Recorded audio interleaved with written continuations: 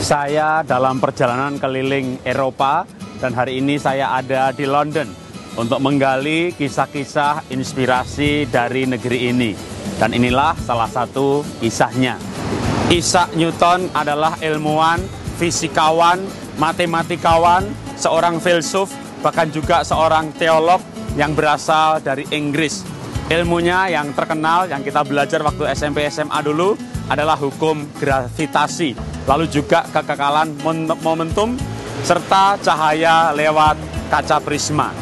Survei tahun 2005 kepada para ilmuwan dan masyarakat umum di Royal Society. Siapakah yang paling berpengaruh dalam dunia ilmu pengetahuan? Newton atau Albert Einstein?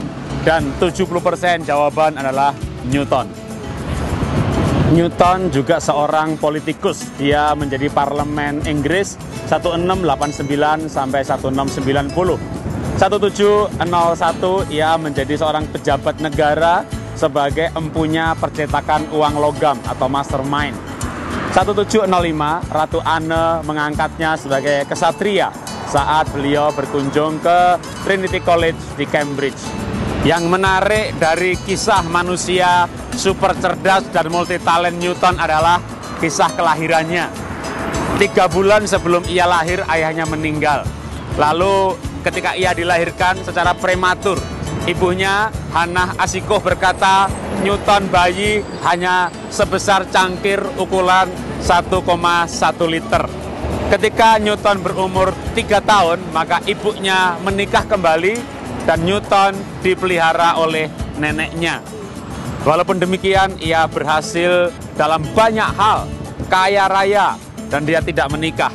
Sebelum ia meninggal, ia membagi-bagikan seluruh kekayaannya kepada teman dan sanak saudaranya, sehingga Newton sangat dicintai oleh para kerabatnya.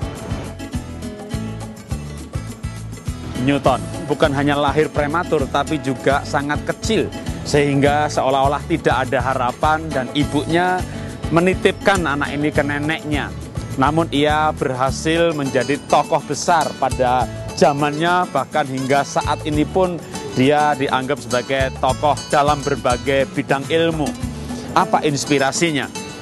Setiap bayi, setiap manusia lahir itu pasti karena seizin Tuhan. Dan kalau Tuhan mengizinkan Anda lahir, maka juga pasti ada rencana dalam hidup Anda. Karena itu sebagai orang tua, mari kita belajar bijaksana bahwa setiap anak Tuhan punya rencana. Anak-anak dengan kelemahan tertentu, misalnya dia autis, kadang-kadang punya kemampuan desain grafis yang luar biasa. Setiap ada kelemahan fisik tertentu, saya sering menjumpai anak punya kelebihan dalam bidang tertentu juga. Jadi sebenarnya setiap anak itu pandai, hanya pandainya berbeda-beda. Misalnya dia tidak pandai matematika, tapi pandai bergaul, sehingga bisa sukses dan berhasil sebagai pedagang atau event organizer. Mungkin dia tidak pandai bergaul, nggak pandai matematika, tapi mungkin dia pandai dalam hal animasi, desain, grafis. Mungkin dia nggak pandai dalam hal itu, tapi dia mungkin punya kepandaian dalam hal olahraga atau sosial atau bahasa. Dia pendiam dan nggak suka bergaul, nggak pandai matematika, tapi mungkin dia punya kepandaian menulis. Jadi setiap anak itu punya kepandaian tertentu yang Tuhan izinkan lahir dengan sebuah rencana. Bahkan saya percaya rencana Tuhan dalam hidup Anda itu luar biasa. Rencana Tuhan dalam hidup anak-anak Anda itu luar biasa. Jadi jangan menyingkirkan anak, atau Anda sendiri jangan minder karena latar belakang atau keberadaan apapun juga. Percayalah, Tuhan punya rencana. Itulah inspirasi dari London. Salam dahsyat, luar biasa.